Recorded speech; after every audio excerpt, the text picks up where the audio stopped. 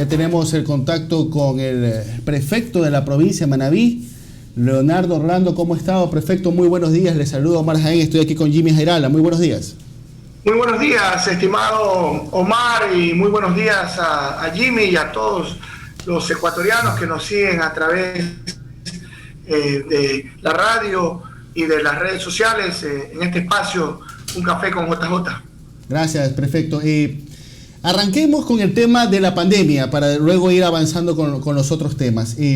¿Cuál es la situación en la actualidad en su provincia? ¿Qué es lo que tiene de conocimientos?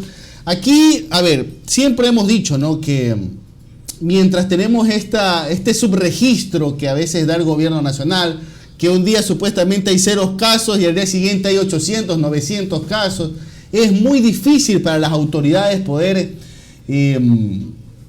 tomar decisiones concretas con unas estadísticas tan débiles. ¿Cuál es la situación actual en estos momentos en Manabí de la pandemia? Como usted bien ha señalado, Omar, el tema del subregistro fue un problema que siempre las autoridades cantonales, provinciales, venimos luchando desde un inicio por tener datos más cercanos a la realidad y porque se realicen la mayor cantidad de pruebas posibles. En Manabí, lamentablemente, al inicio, los primeros meses de la pandemia, no teníamos, siendo la tercera provincia en población. Coincidimos en que el hecho de que haya un subregistro y el hecho de que manejemos informaciones oficiales que no son precisas dificulta el manejo de la crisis sanitaria. Pero en este momento, ¿cómo está la provincia de Manabí?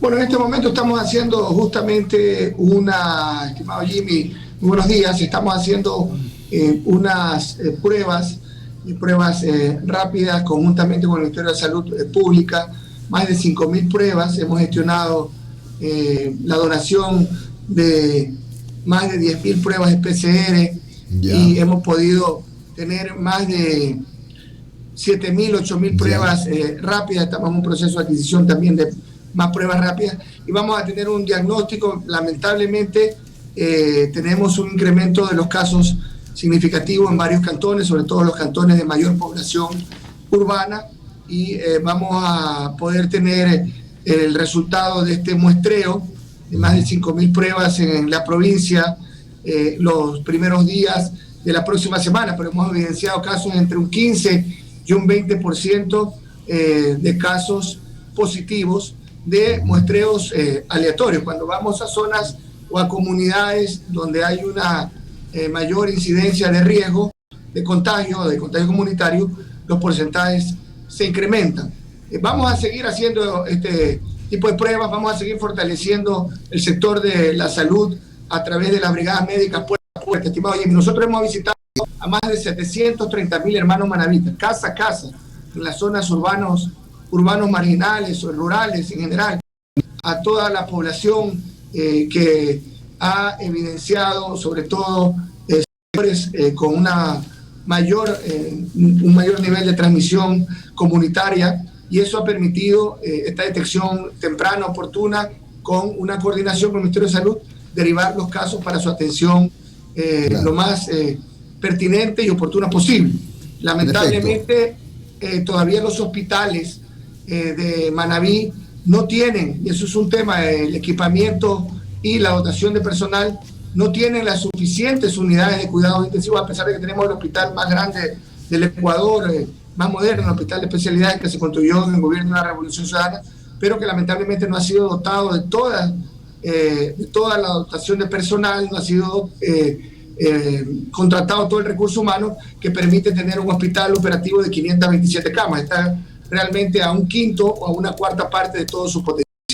Sí, eso sí es increíble. Bueno, sí, porque Manabí, de acuerdo a las informaciones oficiales, es la tercera provincia en contagios, ¿no? De acuerdo a la información oficial, que son 14.456 casos. Y las ciudades con más incidencia son Portoviejo, 4.800 casos, Manta, 2.065 casos y Chone, 1.460 casos. Dígame, ¿hay alguna explicación para que se entienda por qué no se ha equipado ese hospital que fue construido hace una importante cantidad de tiempo y que esté funcionando ni siquiera a la mitad de su capacidad?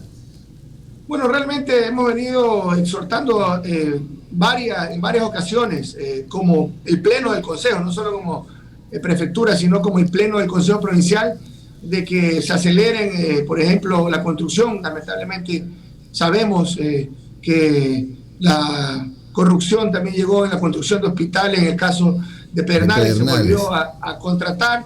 Hoy está nuevamente contratado con una empresa pública china, y el hospital de Bahía avanza, el hospital de Chone está por terminar. Esos proyectos quedaron financiados con fondos del Comité de la Reconstrucción. Lamentablemente se ha tomado mucho tiempo en reconstruirse, y en el caso del hospital de especialidades no hay justificación alguna. Lamentablemente el gobierno ha desatendido a Manabí, una provincia que le dio el triunfo contundentemente, y que permitió que este gobierno, que como el pueblo de Manabí ecuatoriano aspiraba, que sea una continuidad de un gobierno de la Revolución Ciudadana, se prometió a Manabí acelerar la reconstrucción, se ofreció a Manabí atenderla como se merece, que no pedimos los manavitas ningún trato de privilegio ni de favor, sino un trato de justicia y equidad territorial. Y el hospital de especialidades justamente es un hospital de carácter regional, que no solo sirve para Manabí, sino incluso para cantones de provincias vecinas, porque su capacidad así lo establece, como un hospital regional que puede ampliarse incluso a 600 camas. Hoy hemos hecho con enormes esfuerzos, incluso hemos contribuido con la contratación de 60 profesionales de salud, 30 profesionales de médicos, 30 profesionales de enfermería, para ampliar más de 50 camas. Hemos contribuido con un biólogo molecular y 2 laboratoristas clínicos para aumentar la capacidad de diagnóstico. Con el apoyo de universidades hemos podido implementar, pero todavía no se llega sino a una cuarta parte de la capacidad de atención. Entonces, si en este momento, hemos dicho públicamente, si en este momento que la salud es lo principal, no se da la prioridad para dotar de todo el personal de especialistas, médicos generales, administrativos, auxiliares, el hospital de especialidades de Puerto Viejo y Manabí, ¿cuándo se lo va a hacer? Entonces, valga la oportunidad para exhortar una vez más al gobierno, que lamentablemente ha desatendido a Manabí, no le ha dado el trato de justicia que se merece, que se inviertan los recursos necesarios para fortalecer el sector de salud, que es lo más importante durante esta pandemia. Perfecto. Cerrando esta parte de la entrevista, porque ya vamos a entrar con Omar a lo del Aromo, a lo de la refinería. ¿Hay camas UCI disponibles, de acuerdo a la información de la que ustedes pues, en el COE, supongo que coordinan con el COE? ¿Hay camas UCI disponibles en Manabí en este momento, en los hospitales? En estos momentos los reportes que tenemos es el 100%, son muy pocas para empezar las camas UCI. De hecho, el hospital de especialidades es la que mayor capacidad tiene, pero prácticamente están al 100% desde hace varias semanas. Desde hace varias semanas que comenzó a haber un repunte en los casos, ya no solo que está al 100% de la capacidad, si hay pacientes que demandarían una cama de unidad de cuidados intensivos, que lamentablemente tienen que esperar en una situación donde la diferencia entre la vida o la muerte es cuestión de minutos o de horas. Así que ojalá que se puedan ampliar muchas más camas. El hospital de especialidades podía llegar a un total de 80, tiene 30, se han incrementado unidades de cuidados intermedios, pero se necesitan más profesionales, más intensivistas, para poder ampliar a toda su capacidad, que podría llegar solo el hospital de especialidades a más de 100 camas, y nos pondría en una posición de mucho mayor fortaleza si se aprovechase esta infraestructura ya montada en la provincia. Perfecto. Con respecto al tema de la refinería del Aromo, la refinería del Pacífico, un proyecto que no se pudo concretar en el gobierno pasado, que recibió muchas críticas. ¿Cuál es la situación? ¿Qué es lo que conocen ustedes allá en la provincia de Manabí? ¿Qué va a ocurrir con todo lo que ya se ha podido avanzar y lo que ya se ha invertido sobre el terreno del Aromo?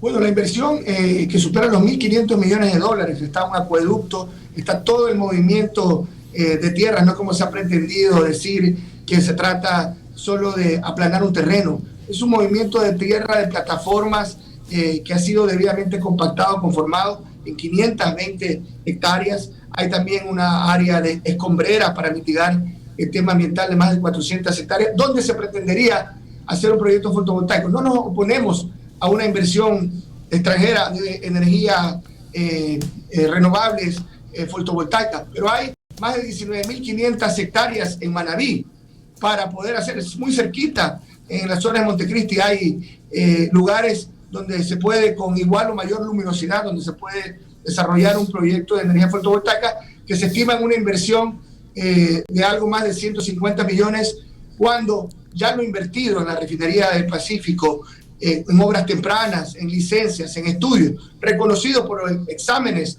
especiales de la Contraloría General del Estado y también incluso por una firma auditora, una consultora contratada por el gobierno nacional o a través de un convenio con el Programa de Naciones Unidas para el Desarrollo, reconocen todas esas inversiones, que incluso hay una recomendación de que tiene que ser, reciente un examen especial, de que el liquidador debe de informar, se le pide a la Junta General de Accionistas exigir al liquidador que informe al Ministerio de Recursos Naturales no renovables de que todos los estudios, licencias, obras tempranas sean aprovechadas en favor de la defensa del bien público. Entonces, hay inversiones y es la mejor ubicación para decidir el gobierno de la Revolución Ciudadana, con la visión del presidente de justicia y equidad en todas las provincias, en todos los cantones.